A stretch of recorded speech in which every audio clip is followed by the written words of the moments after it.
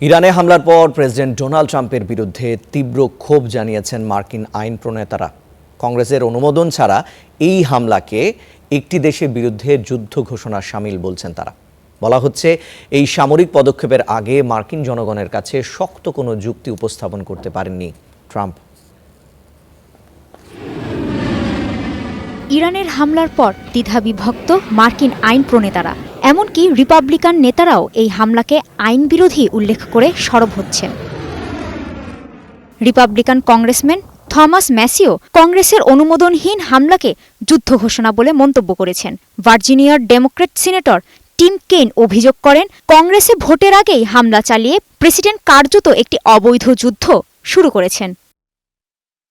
আমাদের এমনকি কোনো নোটিশও দেওয়া হয়নি। হোয়াইট হাউস জানত যে যুদ্ধ ক্ষমতা আইনের প্রস্তাব নিয়ে সিনেটে ভোট হওয়ার কথা ছিল, কিন্তু তারা তাড়াহুড়া করে হামলা চালালো।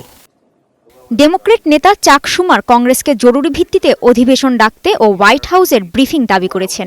সিনেটর ও গোয়েন্দা কমিটির ভাইস চেয়ারম্যান মার্ক ওয়ার্নার সতর্ক করে বলেছেন, এই সিদ্ধান্ত যুক্তরাষ্ট্রকে মধ্যপ্রাচ্যের আরেকটি বড় যুদ্ধের দিকে টেনে নিতে পারে। অ্যারিজোনার সিনেটর রুবেন গালেগাও ইরাক যুদ্ধের উদাহরণ টেনে বলেছেন, সেই যুদ্ধে বহু বন্ধুকে হারিয়েছি, আবারও আমাদের তরুণদের প্রাণ দেওয়ার মতো যুদ্ধের ব্যাখ্যা জনগণকে দেয়া হয়নি। 1973 সালের ওয়ার পাওয়ার্স রেভলিউশন অনুযায়ী কংগ্রেসের সঙ্গে পরামর্শ এবং 48 ঘণ্টার মধ্যে নোটিশ ছাড়া এ ধরনের সামরিক অভিযান চালানো যায় না। অনুমোদনহীন যুদ্ধ 60 দিনের বেশি চালানো নিষিদ্ধ। ট্রাম্পপন্থী প্রভাবশালী ভাষ্যকার টাকার কার্লসনও এই হামলাকে ঘৃণ্য ও অশুভ বলে মন্তব্য করেছেন। তার মতে, আমেরিকা ফার্স্ট নীতির সঙ্গে দীর্ঘমেয়াদী যুদ্ধে জড়িয়ে পড়াটা সাংঘর্ষিক।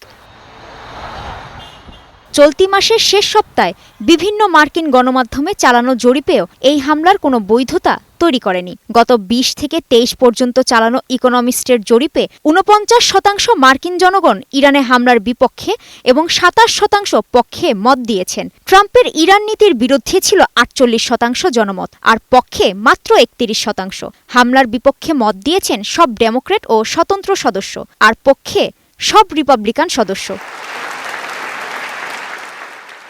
কাজী শাহরিন, স্টার নিউজ।